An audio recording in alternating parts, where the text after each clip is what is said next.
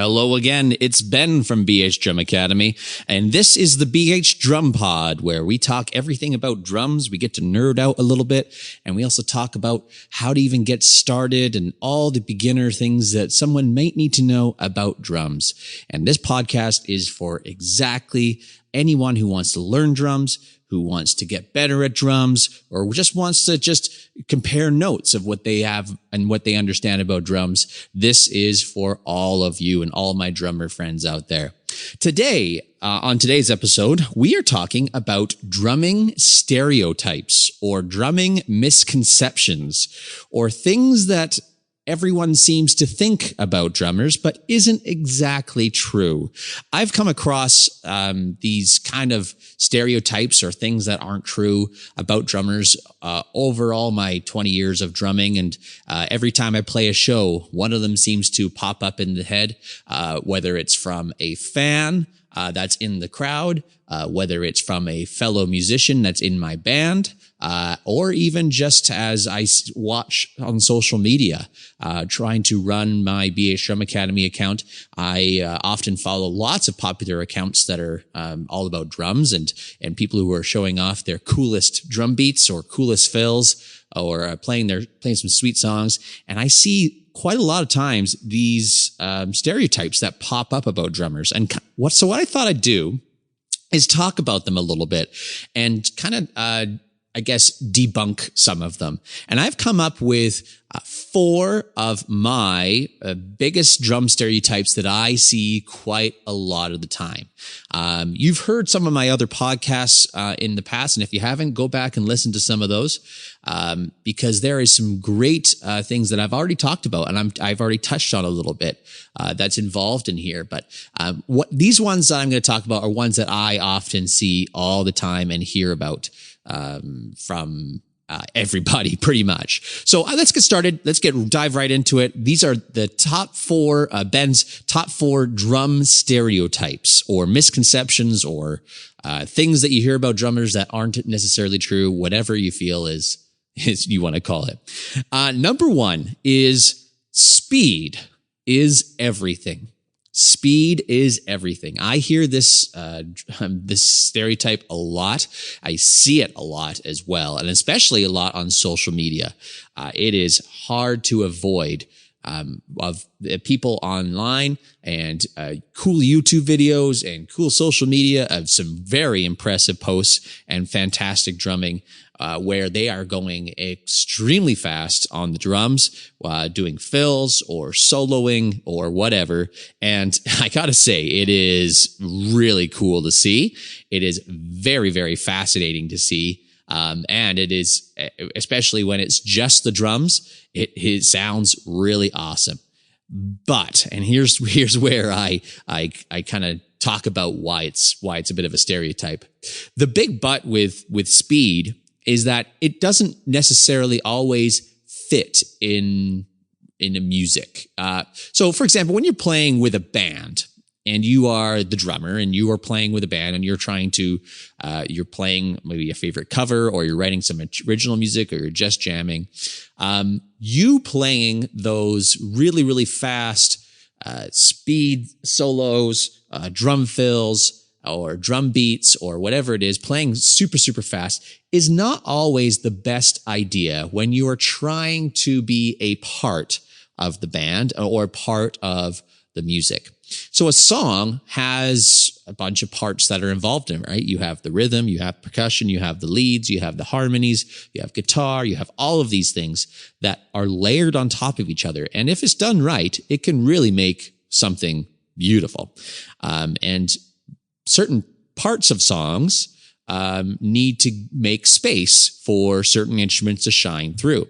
So one problem is that comes across with drummers is that when someone starts to play really fast or super technical or at hyper speed over other people's parts, the song and the music starts to sound a little bad. I guess I'll just be blunt about it. And it starts to sound really jumbled and all kind of mashed together, and it seems to not really fit. As a fan, it's super impressive. If you're in the crowd and you're watching a drummer go really, really fast, playing the drums, the first instinct is, holy moly, that is a good drummer. But in hindsight, what does a good drummer mean? What does a good drummer mean? To the band, a good drummer means that they are keeping the band together with time and rhythm, and they're solid. They're not needing to do anything super flashy. They're part of a group, and each part of the member makes way and gives space to other instruments at certain parts of the song. And you're kind of a collective of the whole. As a fan, what a good drummer is that they choose their moments to be very flashy and impressive, but they also want a good beat to dance to. They also want something that is they're going to leave the concert with as like this nonstop rhythm that they can't get out of their head.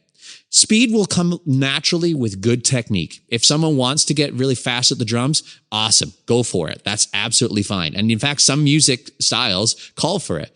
Like punk, for example, it thrives itself on being super fast. Or thrash metal, for example, it thrives itself on being super fast. Blast beats, if you know what that is.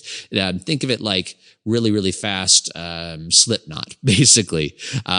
Those kind of songs require you to be fast, and that totally makes sense. But not all music styles involve speed. So is speed everything to drums and being part of the band and making music in general? No, it's not. As much as we want it to be and as impressive as it is, it's not everything to drums.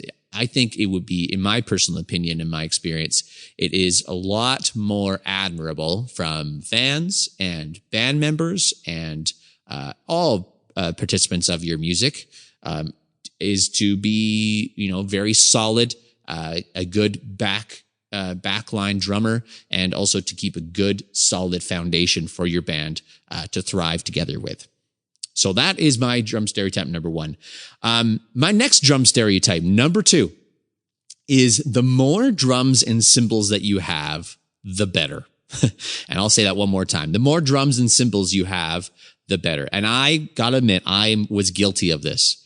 As a new drummer, when I became a new drummer, I had watched lots of concerts and lots of concert footage, and I was really infatuated with the drummers, and anytime I would watch live footage.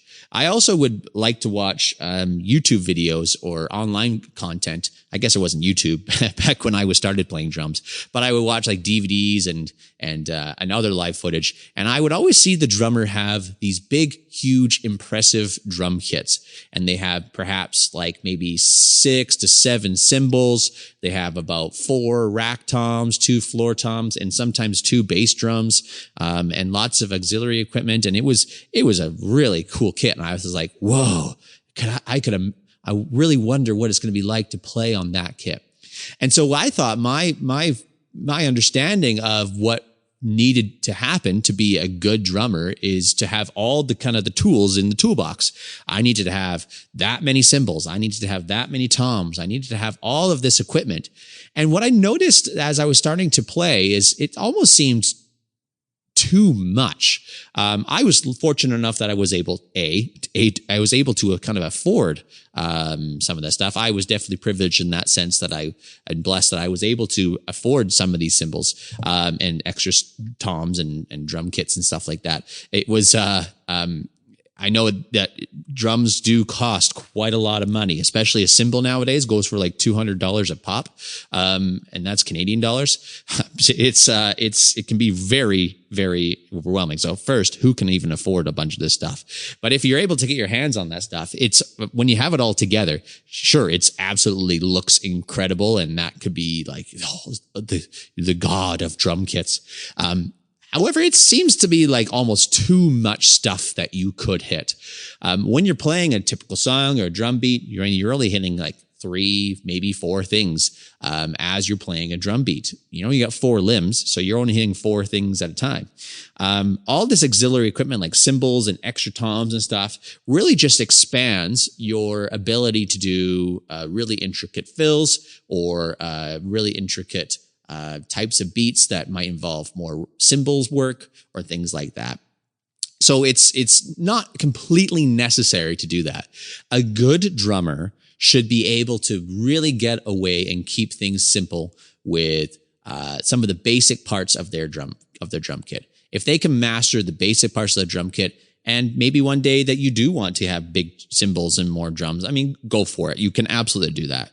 But I think after years of playing and talking to other musicians and even just showing up to gigs and they have a small kit that I need to use, you kind of have to learn to make life out of lemons. So you should be able to get away and play very well and just as well with a big kit or small kit using the kick, the snare, the hi-hat, maybe a crash cymbal, maybe a ride cymbal, and that's about it. And maybe, I guess, a tom or two. That's all kind of really you need in a drum kit in order to make a good performance or to be a good a contributing member of your band playing music. That's all you really need. All that extra stuff, extra toms, extra cymbals, is completely optional and completely auxiliary. So you don't necessarily need to have good drums or more drums and more cymbals to be a better player, or it's like a better thing. I once thought that, and I've proven myself wrong many a time, and I see it quite often. You ever see like street performers play? They don't have huge drum kits. They only play sometimes just one or two little things, and you can really make a really great sounding drums from anything. Number 3 is all drummers need to have a solo or a big ending in their performances. Like a solo, as in like maybe a 2-minute drum solo that's epic and everyone goes, ah, ooh, ah at you. Or maybe this great big ending at the end of a song where the drums go super, super fast and the guitars are thrashing and it ends on this big bang at the end. I mean, as awesome as those things are, especially as a fan in live shows, it really puts a lot of pressure on drummers to be able to have that performance there. What I've noticed over many years is that I receive a lot of pressure as a performer. I receive a lot of pressure from fans to do these big, huge drum solos or drum endings or at the end of songs or in a performance.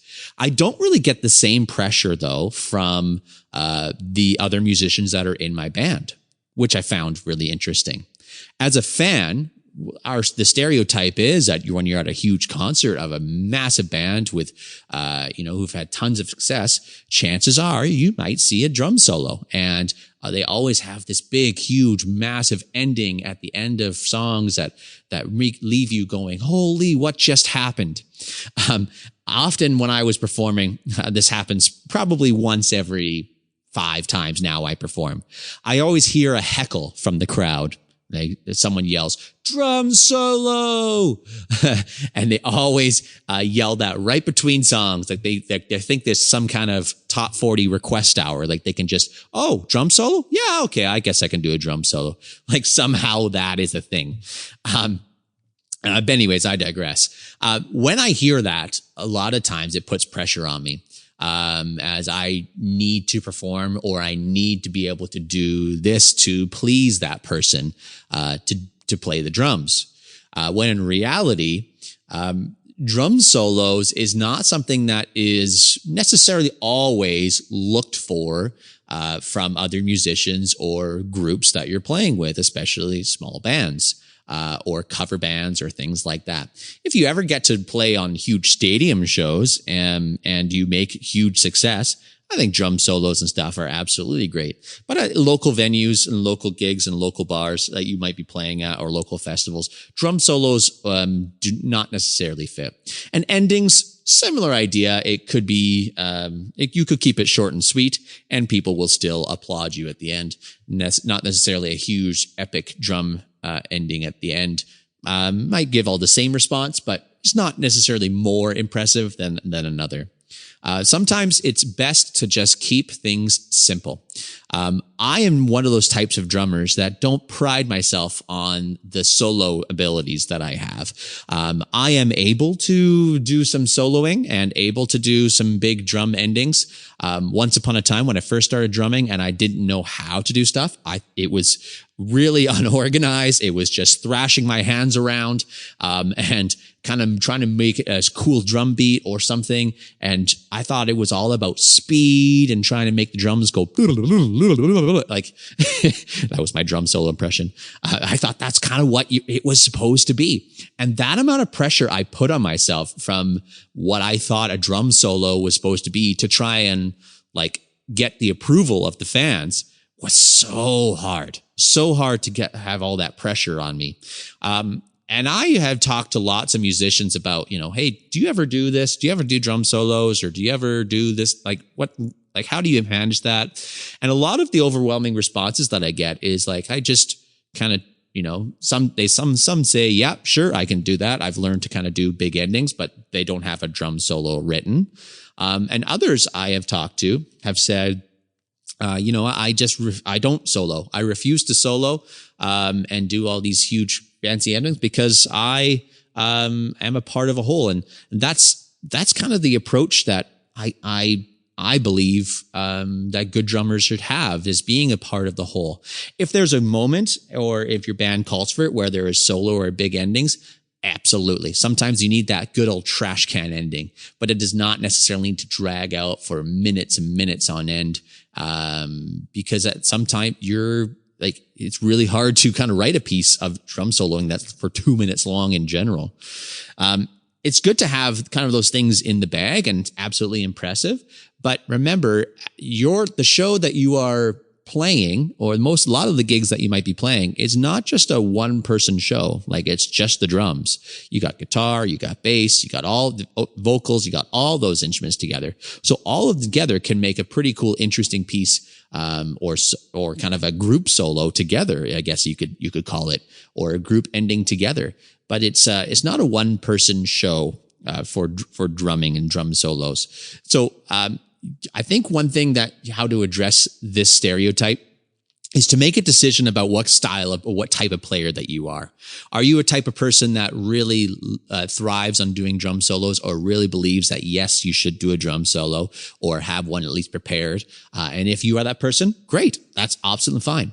But if you could also be the exact opposite type of person, where they say, I don't do drum solos. I like to be part of the band, and I want to be one piece of the puzzle of the band that I'm playing with, and be a musician with my group, versus like a one person show, and have these abilities kind of in the back pocket. That could also be your thing. That is my style. I choose not to do big drum solos, and I have some written here and there because I'd like to toy around with it here and there. But when I'm playing gigs, I never solo.